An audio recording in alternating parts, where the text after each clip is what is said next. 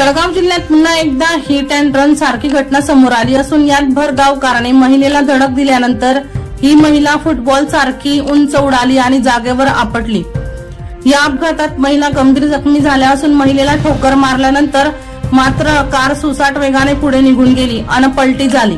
या अपघातातील CCTV footage समोर आले असून अंगाचा थरकाप उडेल असा व्हिडिओ सोशल मीडियावर वेगाने व्हायरल होत आहे।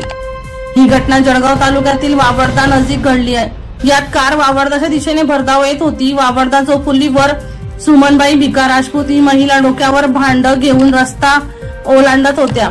रस्ता पूर्ण खाली होता पण एक दोन जण रस्त्यावरून वावरत होते। तितक्यात एक बाईक आली। ही महिला रस्ता ओलांडत असताना भरधाव वेगाने एक कार समोरून आली। ही कार अनियंत्रित झाली होती।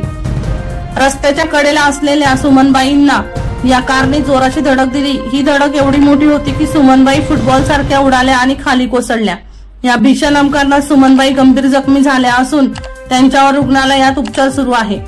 ही कार एवढ्यावरच थांबली नाही। कारने एका दुचाकी स्वाराला धडक दिली आणि पुढे जाऊन उलटली।